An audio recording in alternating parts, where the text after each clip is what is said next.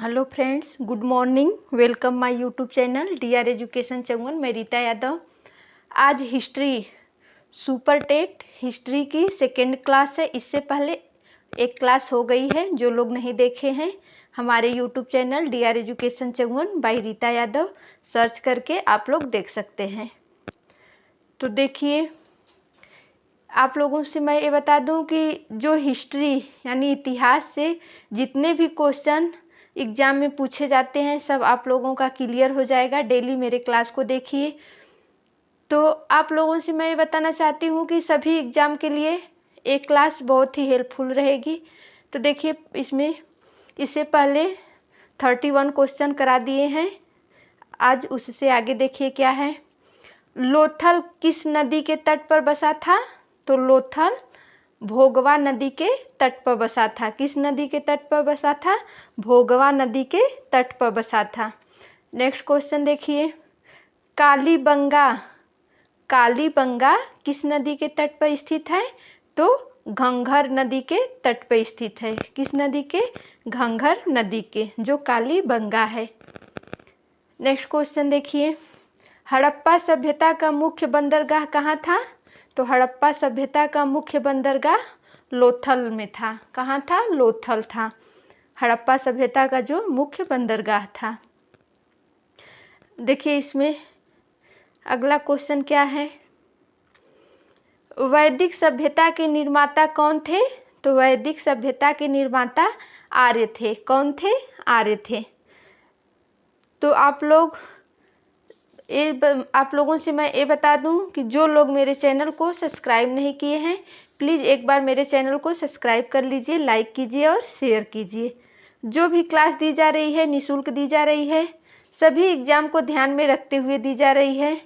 आप लोगों का कहीं से क्वेश्चन पूछ देगा तो एक भी क्वेश्चन बाहर नहीं जाएगा। देखिए अगला क्वेश्चन, नीचे थोड़ा सा कट गया है। वैदिक सभ्यता के निर्माता कौन थे? तो वैदिक सभ्यता के निर्माता आर्य थे। ये तो हो गया। अगला क्वेश्चन, ऋग्वेद काल में प्रमुख राजकीय पदाधिकारी कौन था? तो ऋग्वेद काल में प्रमुख राजकीय पदाधिकारी पुरोहित थे। कौन थे? पुरोहित थे। ये नीचे कट गया है। अगला क्वेश्चन, गुप्त संवत की तिथि क्या है? तो गुप्त संवत की तिथि 319 ईस्वी है। क्या है? 319 ईस्वी है। नेक्स्ट क्वेश्चन देखिए। हड़प्पा सभ्यता किस काल से संबंधित है? तो हड़प्पा सभ्यता कांस्य युग से संबंधित है। किस काल से संबंधित है? कांस्य युग से संबंधित है। नेक्स्ट क्वेश्चन, किस धातु से सिंधुवासी परिचित नहीं थे? तो किस धातु, वह कौन सी धातु थी जिससे सिंधुवासी परिचित नहीं थे? तो लोहा। लोहे से क्या था? सिंधुवासी जो थे वे परिचित नहीं थे। नेक्स्ट क्वेश्चन, मौर्य साम्राज्य का संस्थापक कौन था? तो मौर्य साम्राज्य का संस्थापक चंद्रगुप्त मौर्य था। कौन था? चंद्रगुप्त मौर्य था। नेक्स्ट क्वेश्चन, मौर्य साम्राज्य का संस्थापक थे चंद्रगुप्त मौर्य थे। और देखिए रिपीट हो गया है 2 बार ये क्वेश्चन। चरक कौन था? तो चरक एक चिकित्सक था। कौन था? एक चिकित्सक था। नेक्स्ट क्वेश्चन देखिए, शुंग वंश की स्थापना 185 ईसा पूर्व किसने की थी?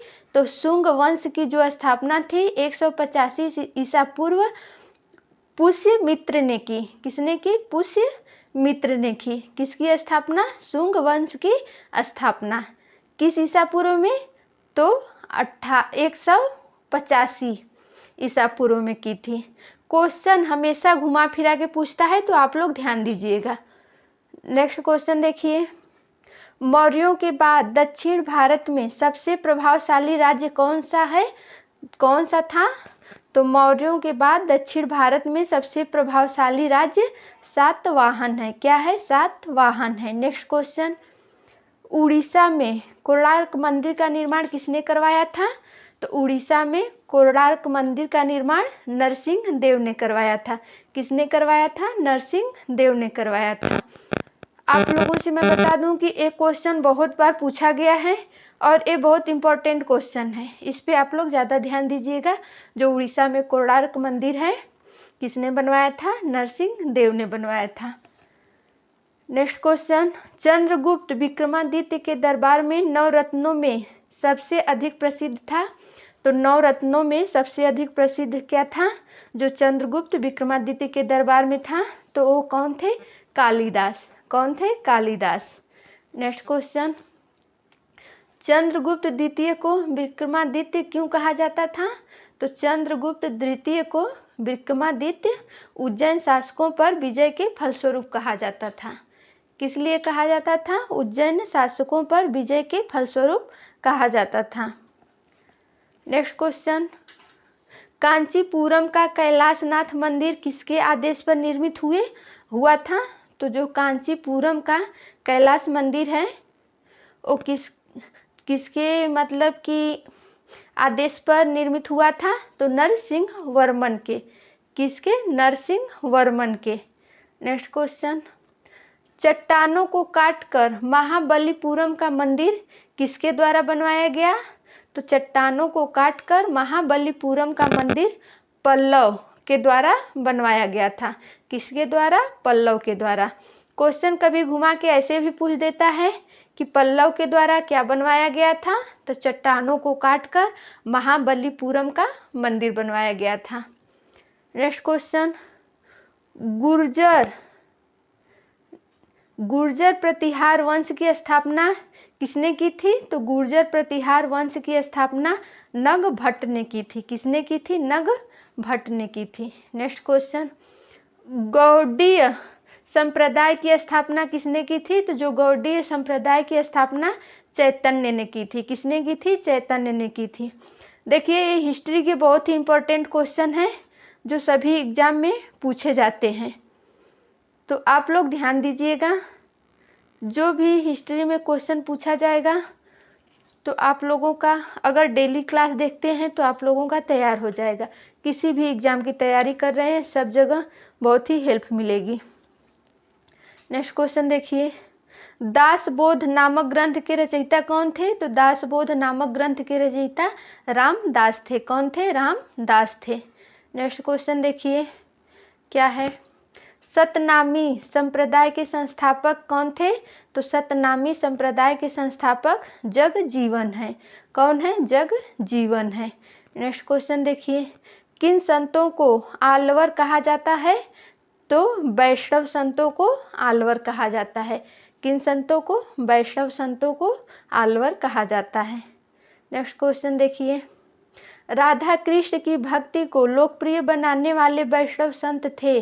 जो राधा कृष्ण की भक्ति है लोकप्रिय बनाने वाले वैष्णव संत कौन थे? तो चैतन्य थे। कौन थे? चैतन्य थे। देखिए नेक्स्ट क्वेश्चन, दक्षिण भारत का कौन सा राज्यवंश अपनी नौसैनिक शक्ति के लिए प्रसिद्ध था? तो जो दक्षिण भारत का राज्यवंश था वो नौसैनिक शक्ति के लिए चोल प्रसिद्ध था। कौन था? चोल प्रसिद्ध था। नेक्स्ट क्वेश्चन, हड़प्पा सभ्यता के उत्खननकर्ता कौन है? तो हड़प्पा सभ्यता के उत्खननकर्ता दयाराम साहनी है। कौन है? दयाराम साहनी है। नेक्स्ट क्वेश्चन, सिंधु सभ्यता की लिपि क्या है? तो सिंधु सभ्यता की लिपि बुस्ट्रोफेदन है। क्या है? बुस्ट्रोफेदन है।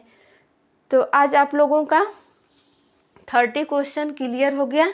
इससे पहले जो क्वेश्चन था फर्स्ट क्लास में मैं करा दी हूँ, आज सेकेंड क्लास थी हिस्ट्री की। तो आप लोग जो लोग मेरे चैनल को देख रहे हैं तो एक बार मेरे चैनल को जो लोग सब्सक्राइब नहीं किए हैं सब्सक्राइब कर दीजिए, लाइक कीजिए और शेयर कीजिए।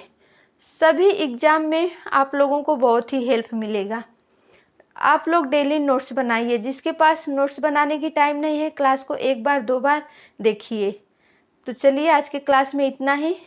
अब मिलते हैं कल के क्लास में। तब तक के लिए नमस्कार, बाय, टेक केयर।